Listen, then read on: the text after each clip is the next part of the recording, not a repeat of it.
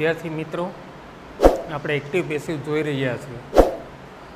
આગળના 2 વિડીયો આપણા પૂરા થયા. આજે એક્ટિવ પેસિવનો પાર્ટ 3.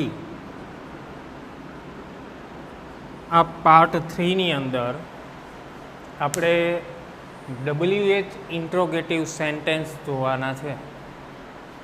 પણ એક્ટિવ પેસિવ ચેપ્ટરની અંદર આપણને પ્રાઇમરી ખ્યાલ હોવો જોઈએ કે મૂળરૂપ V1, V2 એટલે ભૂતકાળનું રૂપ, V3 એટલે ભૂતકૃદંત, V4 એટલે વર્તમાનકાળનું રૂપ અને V5 એટલે વર્તમાન કૃદંત. તો આમાં કયા કયા રૂપો આવે છે? તો કે ટુ રાઇટ એટલે મૂળરૂપ થાય, રોટ એટલે ભૂતકાળનું રૂપ, રિટર્ન એટલે ભૂતકૃદંત, અને વર્તમાનકાળનું રૂપ એટલે રાઇટ અને રાઇટ્સ પણ આવે છે, અને વર્તમાન કૃદંત એટલે રાઇટિંગ. આ બધી એક્ટિવ વોઇસની વાક્ય રચનામાં આવે. આ પાંચેય વસ્તુનો આપણને ખ્યાલ હોવો જોઈએ. હવે વર્તમાનકાળના રૂપનું જ્યારે પેશીમાં લઈએ એટલે શું આવે છે? તો કે બી લેવું પડે. ભૂતકાળના રૂપનું પેશીવમાં જાય એટલે શું લેવું પડે છે? તો કે વોઝ અથવા વેર. ભૂતકૃદંતનું પેશીવ લઈએ એટલે શું લેવું પડે છે? બીન. વર્તમાનકાળના રૂપનું પેશીવ લઈએ તો શું લેવું પડે છે? એમ, ઇઝ કે આર. અને વર્તમાન કૃદંતનું પેશીવ લઈએ એટલે શું લેવું પડે છે? બી. આટલું આપણે યાદ હોવું જોઈએ. હવે તમે વિચારો કે આને આપણે કાળમાં પણ ડિવાઈડ કરી શકીએ છીએ. જો આ V1 છે, મૂળરૂપ છે વર્તમાનકાળનું, એની અંદર શું આવે છે? તો કે સાદો ભવિષ્યકાળ અને સાદા સહાયકારક ક્રિયાપદો. ભવિષ્યકાળ એટલે સેલ ને વિલ વાળું કાળ. સાદા સહાયકારક ક્રિયાપદ એટલે can, could, may, might, should, would, must. આ બધા મૂળરૂપમાં આવશે. આ બધા પછી મૂળરૂપ હોય છે. ભૂતકાળની અંદર કયો કાળ આવશે? તો કે સાદો ભૂતકાળ. સાદો ભૂતકાળ એટલે શું? તો કે ક્રિયાપદનું V2 અને નકાર અને પ્રશ્નાર્થ વાક્યની અંદર ડીડ લેવામાં આવે છે. બિન ક્યાં લેવામાં આવે છે? તો કે પૂર્ણ વર્તમાનકાળ, પૂર્ણ ભૂતકાળ, પૂર્ણ ભવિષ્યકાળ અને પૂર્ણ સહાયકારક ક્રિયાપદો. આ ચારે ચારમાં બિન લેવામાં આવે છે. પૂર્ણ વર્તમાનકાળમાં શું હોય છે? તો કે હેવ, હેઝ અને એના પછી ભૂતકૃદંત હોય. પૂર્ણ ભૂતકાળમાં શું હોય? તો હેડ હોય અને એના પછી ભૂતકૃદંત હોય. પૂર્ણ ભવિષ્યકાળમાં સેલ, વિલ, હેવ ભૂતકૃદંત આપેલું હોય છે. અને પૂર્ણ સહાયકારક ક્રિયાપદમાં shall, will, can, could, might, should, would, must આ બધા પછી હેવ અને ભૂતકૃદંત લાગેલું હોય છે. તો આ બધામાં ભૂતકૃદંત આવે છે, એનું પેસિવ કરીએ એટલે બિન આવે છે. ત્યાર પછી એમિઝાર કયા કાળમાં આવે છે? તો કે સાદો વર્તમાન કાળ. સાદા વર્તમાન કાળમાં શું હોય છે? ક્રિયાપદનું મૂળરૂપ અથવા SKES હોય. જો નકાર કે પ્રશ્નાર્થ વાક્ય હોય તો એની અંદર ડુ કે ડઝનો પ્રયોગ થાય છે. સાદો વર્તમાન કાળ છે. સાદા વર્તમાન કાળના વાક્યનું પેસિવ કરીએ એટલે શું લેવું પડે છે? એમ, ઇઝ કે આર. અને આઈએનજી જે વર્તમાન કૃદંત છે એમાં કયા કાળનો સમાવેશ થાય? તો કે ચાલુ વર્તમાન કાળ અને ચાલુ ભૂતકાળ. ચાલુ વર્તમાન કાળમાં શું હોય છે? તો કે એમ, ઇઝ, આર પછી ક્રિયાપદનું આઈએનજી હોય. ચાલુ ભૂતકાળમાં શું હોય છે? તો કે વોઝ, વર પછી ક્રિયાપદનું આઈએનજી હોય છે. એટલે આ 2 કાળનો એમાં સમાવેશ થાય. હવે વિચારો કેટલા કાળ થાય છે? સાદો ભવિષ્યકાળ, સાદો ભૂતકાળ, પૂર્ણ વર્તમાનકાળ, પૂર્ણ ભૂતકાળ, પૂર્ણ ભવિષ્યકાળ. 3 ને 2 5. સાદો વર્તમાનકાળ 6. ચાલુ વર્તમાનકાળ ને ચાલુ ભૂતકાળ 6 ને 2 8. એનો મતલબ એવો થાય કે 12 કાળની રચનામાંથી 8 કાળનું પેસિવ થાય છે. 4 કાળનું પેસિવ થતું નથી. ચાલુ ભવિષ્યકાળ, ચાલુ પૂર્ણ વર્તમાનકાળ, ચાલુ પૂર્ણ ભૂતકાળ, ચાલુ પૂર્ણ ભવિષ્યકાળ. આ 4 કાળનું પેસિવ થતું નથી. જ્યારે સાદા સહાયકારક ક્રિયાપદો અને પૂર્ણ સહાયકારક ક્રિયાપદો એનું પેસિવ થાય છે. ટોટલ પેસિવની રચના માટે આપણે 10 વસ્તુનો ખ્યાલ હોવો જોઈએ. 5 રૂપ ક્રિયાપદના યાદ રાખો એટલે તમને ખ્યાલ પડી જાય તરત જ. હવે આજે આપણે શું જોવાનું છે, પહેલાં લેક્ચરની અંદર જે એક્ટિવ પેસિવનો પાયાનો વિડીયો છે એની અંદર આપણે જે એક્ટિવ પેસિવનો પાયો જોયું, કોઈ પણ વાક્યનું પેસિવમાં રૂપાંતર કરીએ તો શું યાદ રાખવાનું એ વસ્તુ આપણે અભ્યાસ કર્યો છે. ત્યાર પછી એમાં હકાર વાક્ય જોયા. બીજા લેક્ચરની અંદર શું જોયું આપણે, બીજા લેક્ચરની અંદર નકાર વાક્યો જોયા અને સાદા નોન WH પ્રશ્નાર્થ વાક્ય જોયા. આજે WH પ્રશ્નાર્થ વાક્યનું બરાબર શીખવાનું છે. જો પહેલું વાક્ય, હું હેઝ ક્લોઝ ધ ડોર. હવે મિત્રો હું જ વાળું વાક્ય છે, હુંનો અર્થ થાય છે કોણ. હું વાળા વાક્યની અંદર કર્તા હોતું નથી. ક્રિયાપદ છે આપણી પાસે, ક્રિયાપદ ક્લોઝ છે અને કર્મ આપણી પાસે શું છે, ધ ડોર છે કર્મ. હવે જ્યારે હું વાળા વાક્યનું પેસિવ કરીએ ત્યારે હુંનું સૌથી પહેલાં શું થઈ જાય છે, બાય હું. પ્રશ્નાર્થ વાક્ય છે, હેવ હેઝનું રૂપવાળું છે એટલે આપણું કર્મ ધ ડોર છે. એના આધારે પ્રશ્નાર્થ વાક્યમાં હેવ હેઝનું કયું રૂપ આવે તો કે હેઝ ધ ડોર. કયું કાળ છે તો કે ભૂતકૃદંત છે. તો કે ભૂતકૃદંત વાક્યનું પેસિવ કરી તો શું લેવું પડે છે, બીન લેવું પડે છે. એટલે ધ ડોર બીન ક્રિયાપદનું ભૂતકૃદંત તો આપેલું છે ઓલરેડી ક્લોઝડ. હું વાળા વાક્યની અંદર કઈ બાબત યાદ રાખવાની, સૌથી પહેલાં તો હું વાળું જે વાક્ય છે આ હું વાળા વાક્યમાં બાય હુમથી સ્ટાર્ટ થશે કારણ કે એમાં કર્તા આપેલું નથી. પેસિવ વોઇસની અંદર આપણે કર્તાને બાય દ્વારા જોડીશું તો આમાં વાક્યની શરૂઆતમાં જ કર્તા આવી જાય છે. એટલે આ વસ્તુનો આપણે ખ્યાલ રાખવાનો છે. ત્યાર પછી પ્રશ્નાર્થ વાક્ય છે એટલે જે સહાયકારક ક્રિયાપદ છે એ વાક્યની શરૂઆતમાં આવશે. આપણું કર્મ ધ ડોર છે તો પ્રશ્નાર્થ વાક્યની અંદર એના માટે હેઝ વાપરવાનું છે. આટલી વસ્તુ આપણે યાદ રાખવાની છે. બીજું વાક્ય શું કહે છે, હુમ વિલ યુ સિલેક્ટ. જો હુમવાળું વાક્ય છે, હુમવાળા વાક્યની અંદર મિત્રો આ કર્મ વિભક્તિ છે, એને કર્તા વિભક્તિ બનાવવા માટે શું કરવું પડે, હું કરવું પડે છે. આપણે હુંનું શું કરી છીએ, બાય હુમ. હુમનું શું કરવાનું છે, હું કરવાનું છે કર્તા વિભક્તિ બનાવવા માટે. ત્યાર પછી પ્રશ્નાર્થ વાક્ય છે એટલા માટે સહાયકારક ક્રિયાપદ આપણું આવશે તો કે કયું છે, વિલ. હવે વિચારો, કર્મ તો છે નહીં વાક્યની અંદર, કર્મ નથી એટલે આપણે કર્તા વિભક્તિ બનાવી છે, કોઈ વાંધો નહીં. કર્મ પછીનું સ્થાન શું આવે છે તો કે ક્રિયાપદનું, પણ વિલ વાળું વાક્ય છે એટલે મૂળરૂપ વાળું વાક્ય થાય એટલે આપણે શું લેવું પડે, બી લેવું પડે. હું વિલ બી સિલેક્ટેડ. યુ કરતા છે તો એનો ફેરફાર શું થશે, બાય યુ. જે સ્થાન નથી એ સ્થાનને છોડીને આગળ જવાનું છે આપણે. ત્રીજું વાક્ય શું કહે છે, હું ટોટ મેથ્સ. હું જેવું જ વાક્ય છે, કાળ બદલે છે. કર્મ શું છે આપણું તો કે કર્મ મેથ્સ. હું વાળું વાક્ય છે તો શરૂઆત ક્યાંથી કરવાની થશે, બાય હું. આપણે શરૂઆત બાય હુમથી કરી દીધી છે. હવે કાળ વિશે વિચારવાનું છે તો કે ભૂતકાળનું રૂપ છે, ભૂતકાળનું પેસિવ કરીએ એટલે શું આવે, વોઝ કે વર આવે. મેથ્સ આપણું કર્મ છે તો શું આવે, બાય હું વોઝ મેથ્સ. ક્રિયાપદનું રૂપ તો આપણે આપેલું જ છે ટોટ. રચના એ જ છે, ફક્ત તમે જોઈ લો પ્રશ્નાર્થની રચના બને છે, આગળ WH શબ્દ આપેલો હોય છે. Next number 4, whom did they hire.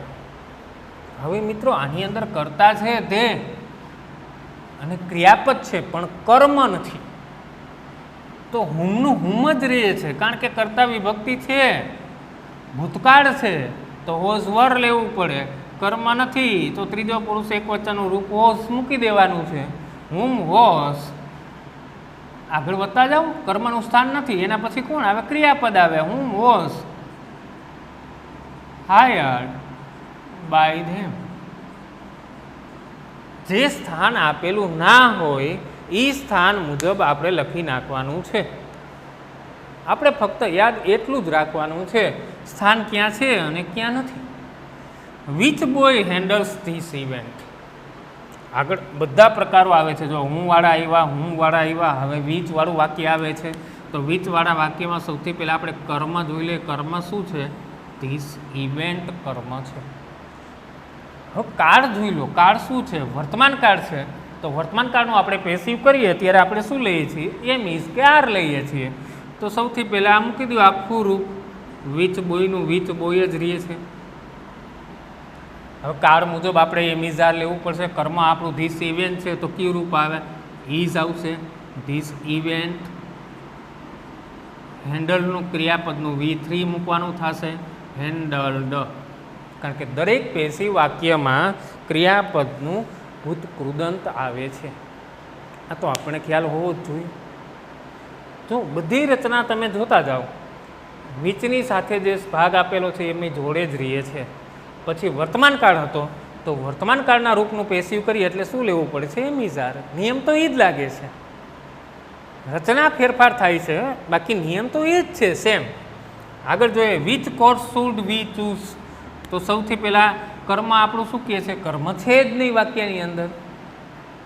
કર્તા આપેલું છે વી, તો કર્તા તો આપેલું. જ્યારે કર્તા વાક્યની અંદર આપેલું હોય ત્યારે એ કર્તાને જ બાય દ્વારા જોડાય છે. વાક્યની શરૂઆતમાં બાય મૂકવાનું થતું નથી.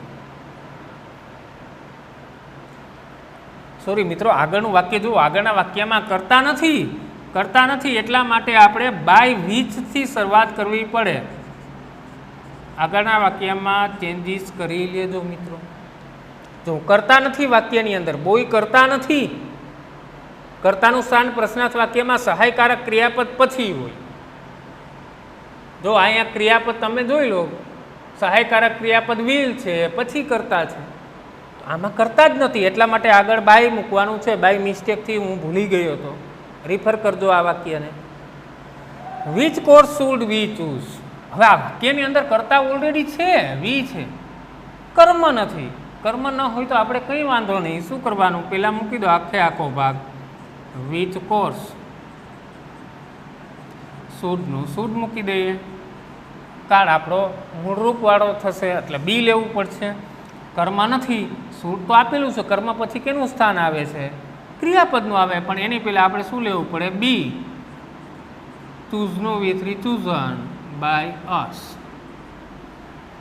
કરતા આપેલું છે વી, એને આપણે બાયથી જોડ્યું. આ વાક્યની અંદર કરતા નથી એટલા માટે આપણે આગળ બાયથી શરૂઆત કરીએ છીએ. આ બે વસ્તુનો તમારે ખ્યાલ રાખવાનો છે. વાક્યની શરૂઆતમાં ક્યાં કરતા આવશે અને ક્યાં એનો પ્રયોગ થાય એ ધ્યાન રાખવાનું છે. whose son has helped you. હવે જો whose son પછી સહાયકારક ક્રિયાપદ હેઝ છે. હેઝ પછી સીધું ક્રિયાપદ છે, કરતા નથી.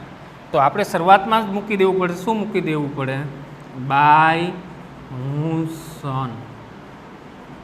પછી કર્મ આપેલું છે હેવ યુ, તો આગળ શું આવશે? Have you. ભૂતકૃદંત છે તો શું લેવું પડે? બીન. હેલ્પ. હું બાય હું સન હેવ યુ બીન હેલ્પ. વાક્ય પૂરું. કરતા નથી. જે વાક્યની અંદર કરતા નથી એ વાક્યમાં આપણે શું કરીએ છીએ? બાયનું સ્થાન આગળ મૂકીએ છીએ. આ વસ્તુ આપણે યાદ રાખવાની છે, ખાસ ધ્યાનમાં રાખવાનું છે. જો કરતા છે તો કોઈ પ્રશ્ન જ નથી. કરતા ના હોય તો એનું સ્થાન આપણે આગળ જ મૂકવું પડે. whose bag have you brought here. તો જો વાક્યની અંદર યુ કરતા છે, બ્રોટ ક્રિયાપદ છે, આ તો વધારાનો શબ્દ છે. કર્મ નથી વાક્યની અંદર, કંઈ વાંધો નહીં, પણ કરતા તો આપેલું જ છે. એટલે સૌથી પહેલાં whose bag, પછી હેઝ, ત્રીજા પુરુષની સાથે જે રૂપ આવે, ત્રીજો પુરુષ એકવચન, એ રૂપ લેવું પડે. whose bag has. પછી કર્મનું સ્થાન નથી, કંઈ વાંધો નહીં, ડાયરેક્ટ ક્રિયાપદ આવશે એટલે બીન. ભૂતકૃદંત છે એટલે બીન લેવું પડે નિયમ મુજબ આપણે. Been brought by you here. નીચે લખું છું. જે વાક્યની અંદર કરતા છે એ વાક્યની અંદર તો આપણે કોઈ પ્રોબ્લેમ જ નથી, કારણ કે એ બાય દ્વારા જ જોડાય છે. પણ જે વાક્યની અંદર કરતા નથી એને તમારે આગળ બાયથી જોડવું પડે એ વાક્યને. આ યાદ રાખવાનું છે. આગળનું વાક્ય શું કહે છે? How many students participated the contest. તો સૌથી પહેલાં વિચારો કે વાક્ય શું કહે છે? હાઉ મેની સ્ટુડન્ટ્સ તો એનો ભાગ છે આખો, ડાયરેક્ટ ક્રિયાપદ છે, કરતાં આપેલું નથી. એટલે આપણી વાક્યની શરૂઆત ક્યાંથી થશે? By how many students. અહીંથી આપણી વાક્યની શરૂઆત થાય. હવે કાળ મુજબ આપણા રૂપ વિશે વિચારવું પડે. પાર્ટિસિપેટેડ એટલે ભૂતકાળનું રૂપ છે, એટલે શું લેવું પડે? વોઝ કે વર લેવાનું થાય. તો આપણું કર્મ શું છે?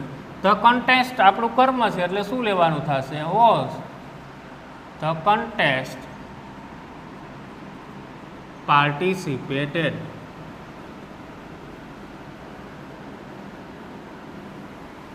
જો વાક્યની અંદર આપણે શું જાણવા મળ્યું? કરતા નથી, તો આપણે આગળ બાયથી શરૂઆત કરીએ છીએ. બાકી નિયમ એ જ લાગુ પડે. ભૂતકાળનું રૂપ છે તો ભૂતકાળનું પેસિવ કરીએ તો શું આવે? વોઝ કે વેર, એ તો લખવાનું જ છે આપણે. How much milk can you drink at a time. હવે વિચારો તમે, વાક્યની અંદર જો કર્તાનું સ્થાન છે તો કે હા યુ છે, ક્રિયાપદ પણ છે, કોણ છે તો કે ડ્રિંક છે, કર્મ નથી. કરતા તો આપેલું છે એટલે આગળ બાયથી આપણે જોડવાનું નહીં થાય. બે વાક્યના તફાવત જુદું. પહેલામાં 9મા વાક્યની અંદર કરતા નથી, એટલા માટે આપણે બાયથી શરૂઆત કરી. નંબર 10 એમાં કરતા તો આપેલું જ છે. જ્યારે કરતા આપેલું છે તો આપણે આગળ બાયથી શરૂઆત કરવાની જરૂર જ નથી. આ વસ્તુ આપણે ખાસ શીખવાની છે. તો કરતા તો છે જ, તો સૌથી પહેલાં ભાગ મૂકી દો. How much milk can. કર્મ તો આપેલું નથી. કર્મ પછી કેનું સ્થાન આવે છે? ક્રિયાપદનું, પણ મૂળરૂપ છે એટલા માટે આપણે શું લેવું પડે? કે બી. ડ્રિંકનું B3 શું થશે? તો કે ડ્રિંક, ડ્રેન્ક ને ડ્રંક. By you. યુ કરતા છે એટલે બાય દ્વારા જોડાઈ જાય છે, ને વધારાનો શબ્દ કયો આપ્યો? At a time. આ ભાગને મૂકી આપવાનું, એમને જ્યાં સ્થાન છે ત્યાં રાખવાનું છે. વાય ડીડ હી, 11મું વાક્ય, why did he cell his property. શા માટે તેને તેની પ્રોપર્ટી વેચી? હવે સૌથી પહેલાં જોવું, કર્તાનું સ્થાન છે હી, ક્રિયાપદ છે અને કર્મનું સ્થાન પણ આપેલું છે. બધું છે, કર્તા છે, ક્રિયાપદ છે, કર્મ છે. તો આપણા નિયમ મુજબ સૌથી પહેલાં પ્રશ્નાર્થ વાક્યમાં વાય હોય તો વાયનું વાય મૂકી દેવાનું છે. ભૂતકાળ છે એટલે વોઝ વર લેવા પડે. હિઝ પ્રોપર્ટી આપણું કર્મ છે, એના અનુસંધાને વોઝ વેરનું કયું રૂપ આવે? તો કે વોઝ આવે. His property. હવે તમે આમ વિચારો તો ખ્યાલ આવે, કર્મ, વોઝ વેર. હવે કોઈનું સ્થાન આવે? તો કે ક્રિયાપદના V3 ભૂતકૃદંત મૂકવાનું થાય. તો સેલનું શું થશે? સોલ્ડ. હી શેના દ્વારા જોડાય? તો કે બાય હિમ. હવે તમે ખાલી એમ ન આ વાય ઉપર હાથ મૂકી દો, બેની રચના જુઓ. ડીડવાળી પ્રશ્નાર્થ રચના છે, સાદા ભૂતકાળની. ડીડ કરતા, ડીડ સહાયકારક ક્રિયાપદ, કરતા ક્રિયાપદનું મૂળ રૂપ ને કર્મ. એ જ કાળની અંદર એને લાગુ પડે છે. નેક્સ્ટ 12મું વાક્ય વિચારો તમે. એની અંદર તમે સૌથી પહેલું કામ એ કરવાનું છે, કરતા શોધો, ક્રિયાપદ શોધો, કર્મ શોધો. 1 મિનિટ માટે તમે વિચારો. ઇઝીલી તમે આ વાક્યનું પેસિવ બનાવી શકો છો.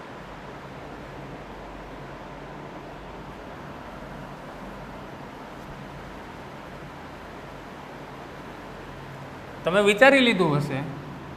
મિત્રો યાદ રાખજો, બોર્ડની લગભગ હજી સુધી એક પણ એક્ઝામ એવી નથી રહી કે જ્યાં પ્રશ્નાર્થ વાક્ય એક્ટિવ પેસિવમાં ના આવ્યું.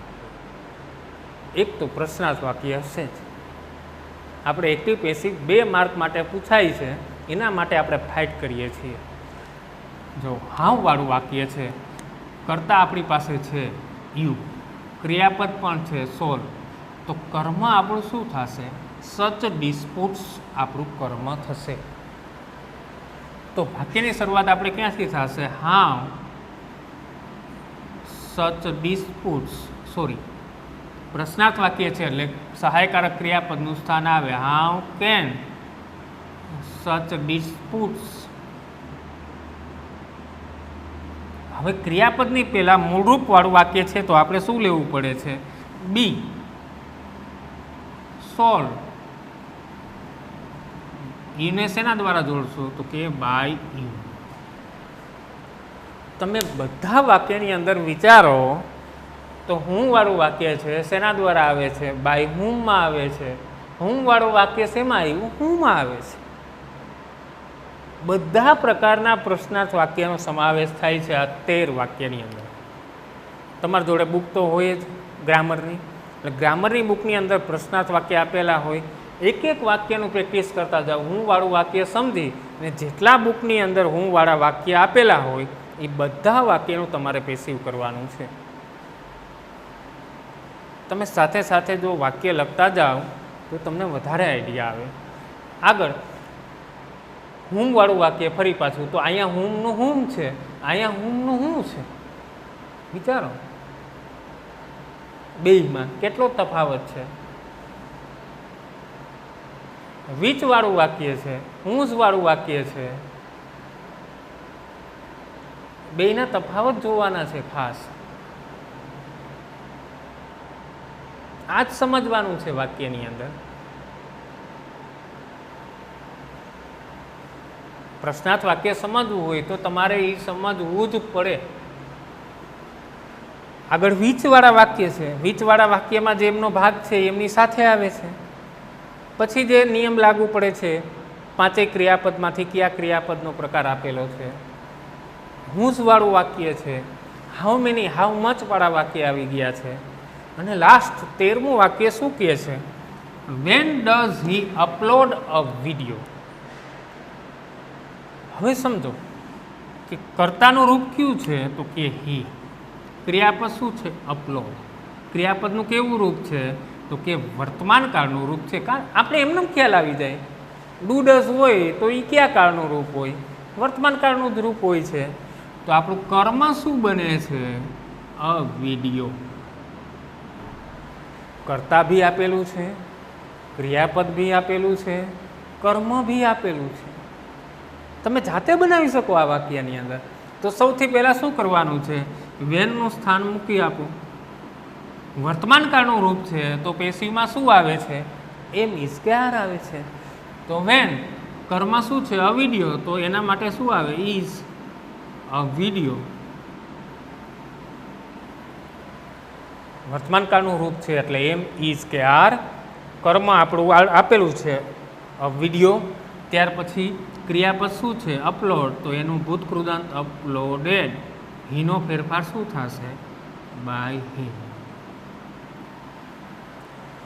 વિદ્યાર્થી મિત્રો, 13 વાક્યનો તમે અભ્યાસ કરો એટલે તમને ખ્યાલ આવી જાય કે આ વાક્યનો ક્યાં ફેરફાર થાય છે. ખાસ તમારે હું અને હું વાળા વાક્યમાં જોવાનું છે. જો વાક્ય નંબર 4ની અંદર હું હતું ત્યાં આપણે હું કર્યું છે, એ ચેન્જીસ કર્યો છે, સુધારી લેજો. આ બંને વાક્યનો ખાસ તફાવત જોજો. પછી વિચ અને હાઉ મેની હાઉ મચ વાળા વાક્યનો તફાવત જોજો. વિચ વાળા વાક્યની અંદર એમનો ભાગ જે છે વિચ કોર્સ છે, વિચ બોય છે. કોઈ એવું ના સમજો કે આ કર્તા છે. કરતા નથી. એમની સાથેનો ભાગ છે કે વાક્યમાં કોની વાત કરવામાં આવી છે? બોયની. ઘણા એવું વિચારશે કારણ કે આપણું ત્રીજું નેત્ર વધારે કામ કરતું હોય. આપણે હંમેશા સીધા રસ્તા કરતા આડો પાટો ઝડપથી પકડી લઈએ છીએ. ઝડપમાં આપણે વિચારી લઈએ કે આ રહ્યું કરતા તો આપેલું છે બોય, તો પાછળ બાઈ બોયથી જોડી દેશે. એવું નહીં કરતા. સીધા પાટે ચાલજો, ભલે વાર લાગે. ત્યાર પછી હાઉ મેની અને હાઉ મચ વાળા વાક્યમાં એમ જ છે. ઘણા એવું વિચારશે કે આ રહ્યું સાહેબ, આમાં તો આ કરતા છે. સ્ટુડન્ટ્સ કરતા જ છે કારણ કે એના દ્વારા ક્રિયા ન થાય. કરતા નથી. એમના જે વાત કરી છે એમની સાથેનો ભાગ છે. એમાં વર્ણન એનું છે. હાઉ મેની હાઉ મચમાં ધ્યાન રાખજો. અહીંયા નીચેનું વાક્ય જો મિલ્ક છે, આ કરતા નથી. જો મિલ્ક કરતા હોય તો અહીં યુ શા માટે લીધો હોય? ને વિચારો તમે વાક્ય રચનાનો અભ્યાસ કર્યો હોય કાળનો તો તરત ખ્યાલ આવે કે પ્રશ્નાર્થ વાક્યની અંદર કર્તાનું સ્થાન ક્યાં હોય? તમે જુઓ સામાન્ય કે સાદો વર્તમાન કાળ હોય તો સાદા વર્તમાન કાળમાં પ્રશ્નાર્થ વાક્યમાં શું લેવામાં આવે છે? તો કે ડુ અને ડસ. આના પછી કર્તાનું સ્થાન હોય. આવી જ રીતે સાદા ભૂતકાળમાં શું હોય? ડીડ પછી સ્થાન હોય. સાદા ભવિષ્યકાળમાં કર્તાનું સ્થાન ક્યાં હોય? સેલ અને વિલ પછી હોય. ચાલુ વર્તમાન કાળમાં ક્યાં સ્થાન હોય? તો કે એમ ઇઝ પછી કર્તાનું સ્થાન હોય. ચાલુ ભૂતકાળમાં ક્યાં હોય? વોઝ વેર પછી હોય. આવી રીતે તમે વિચારો, પૂર્ણ કાળની અંદર પૂર્ણ વર્તમાન કાળમાં હેવ એસ પછી હોય, પૂર્ણ ભૂતકાળની અંદર હેડ પછી હોય. પ્રશ્નાર્થ વાક્યની અંદર કર્તાનું સ્થાન સહાયકારક ક્રિયાપદ પછી જ હોય છે હંમેશા. આ યાદ જ રાખવાનું છે. તમારી પાસે ગ્રામર પડેલું હોય, ગ્રામરની કોઈ પણ બુક હોય, ચાહે પટેલ એન્ડ પટેલ હોય, કોઈ લિબર્ટીની ગ્રામર હોય, નવનીતની હોય, કોઈ પણ ગ્રામર હોય તમારી પાસે, એમાં જે પ્રશ્નાર્થ વાક્ય આપેલા છે એનો ખાસ અભ્યાસ કરજો. એક પણ એક્ઝામ એવી ગઈ નથી બોર્ડની કે જ્યાં પ્રશ્નાર્થ વાક્ય પૂછેલું ના હોય. મિત્રો, બોર્ડની દરેક પરીક્ષાની અંદર પ્રશ્નાર્થ વાક્ય આવે જ છે અને પ્રશ્નાર્થ વાક્યમાં જ વિદ્યાર્થીને વધારે મૂંઝવણ થાય છે. તમારું એ જ કામ કરવાનું છે. આજે વિડીયો જોતા જાઓ, હું વાળું વાક્ય કેવી રીતે ચેન્જીસ થાય છે. જેટલા તમારી એક્સરસાઇઝની અંદર હું વાળા વાક્ય આપેલા હોય એને ચેન્જ કરો. કોઈ વાક્ય ન સમજાય તો એ અમને જણાવો કોમેન્ટ દ્વારા કે ડાયરેક્ટ. પછી એ કામ પતે પછી હું વાળું વાક્ય જોતા જાઓ, હું વાળા વાક્યને તમે ચેન્જીસ કરો. ત્યાર પછી વિચ વાળું વાક્ય લો, હાઉ મેની, હાઉ મચ વાળા વાક્ય, વાય વાળા, હાઉ વાળા. આ વાક્યની અંદર મને ખ્યાલ છે આમાં તમને પ્રોબ્લેમ ના થાય, કારણ કે સીધી રચના છે. હાવનું હાવ મૂકી દેવાનું, વેનનું વેન મૂકી દેવાનું, નિયમ મુજબ હાલવાનું. પણ વિદ્યાર્થીને જે પ્રોબ્લેમ છે એ હું, whom, how many, how much, which. આનો તમે વારે વારે અભ્યાસ કરજો. પ્રશ્નાર્થ વાક્યનો વિડીયોને બરાબર જોજો, સમજજો. પ્રશ્નાર્થ વાક્યનું કેવી રીતે ચેન્જીસ થાય છે. હું માનું છું થોડુંક ટફ છે, પણ પ્રયત્ન કરવાથી તો બધું મળે છે. Try and try then you will get success. ઘરે બેસા રહીએ, એમને બેઠા રહીએ કંઈ ના આવડે, પ્રયત્ન કરવો પડે. માયગા વગર માં પણ પીરસતી નથી મિત્રો, આપ જાણો છો બધા. દરેક વાક્યનો અભ્યાસ કરજો, વિડીયોને ધ્યાનથી સાંભળજો, સમજજો, વિચારજો, પછી લાઈક કરજો, શેર કરજો અને સબસ્ક્રાઈબ કરવાનું ભૂલતા નહીં. Thank you.